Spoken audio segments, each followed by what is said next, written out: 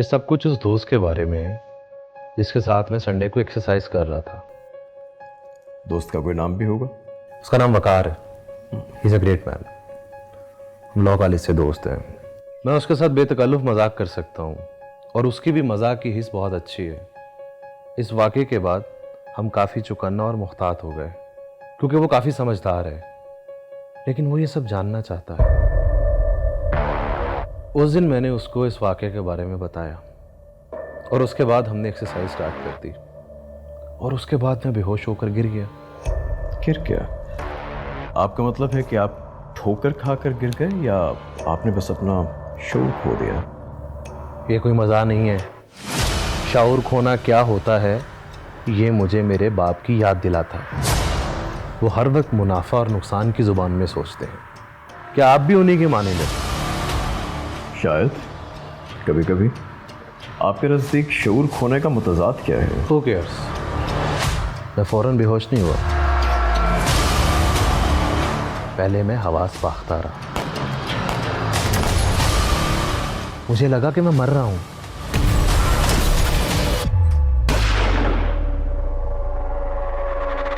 वकार ने क्या किया? वो तो शुक्र है वकार वहां पे मौजूद था। उसने एम्बुलेंस को कॉल की। मैं उसके बाजुओं में गिरा हुआ था।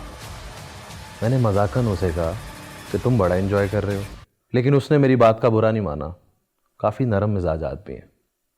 वही है वकार जिसने मुझे यहाँ आने का मशवरा दिया। डॉक्टर ने मुझे बताया कि मुझे वेजो वेंगो सिंकोपी है। डॉक्टर ने सिर्फ मुझे इतना ही बताया। मैं कोई ऐसा हंगामा नहीं करना चाहता था कि मेरे बॉस तक मेरी कोई बुराई या कोई वीक पॉइंट पहुंचे। ये ऐसा वक्त नहीं है कि मैं अपने ग्रुप को कमज़ोर करूं। मुझे ऐसा लगता है जैसे कोई थकन है जो मुझे कमज़ोर कर रही है। यानी आपके दोस्त की ना सिर्फ इससे मज़ाक अच्छी है बल्कि वो आपका बहुत ख्याल भी रखता है। उसने मुझे मुसलसल कॉल्स की और आपका नंबर भी दिया। मैं तो घबराया हुआ था क्योंकि मैं कभी किसी नफ्सियात दान से नहीं मिला और मैंने आपको सब बता दिया है। तो उसने आपको मेरा नंबर दिया कब? कल। और फिर आज ही सुबह आपने मुझे कॉल की?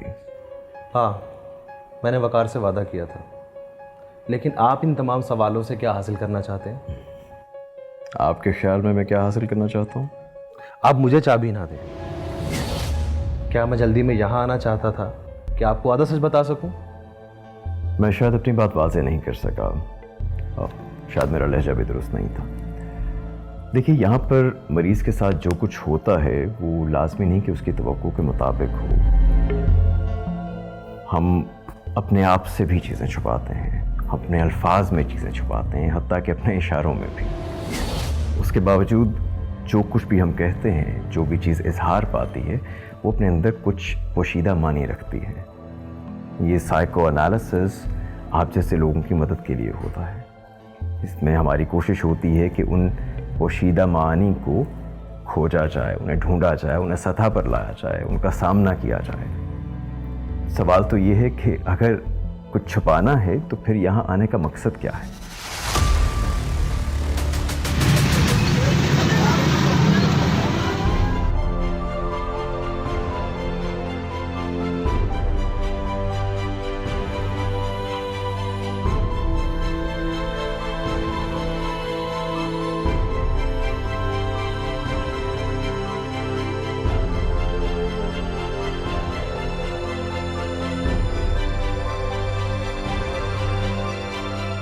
सरोज, मुझे कुछ दिन से आप बहुत परेशान लग रहे हैं।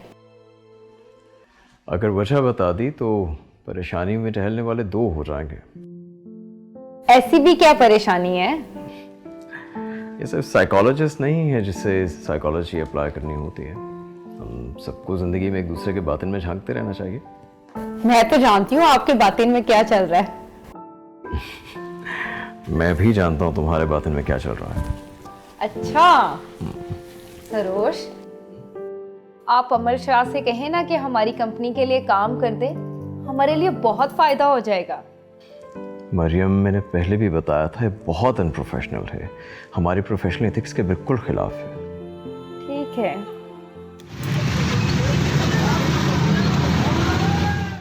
ये थोड़ा पेचीदा है। जो कुछ आपके जहन में है उसे बयान करने की कोशिश कीजिए। प्लीज मेरी इन सब से निकलने में मदद करें। देखिए, यही दरख्वास्त है कि आपके अंदर जो कुछ भी है उसे बयान करने की कोशिश करें। अगर कुछ वक्त चाहिए तो ले लीजिए। मेरे पास वक्त नहीं है, नहीं है वक्त मेरे पास। फिर वो मेरा सूट मेरी पिंडलियों के इर्द गिर्द सख्त हो गया। मैंने उसको खींचा लेकिन ये ढीला नहीं हुआ। मैंने जब नीचे देखा तो एक जख्मी हाथ मुझे पकड़े हुए था।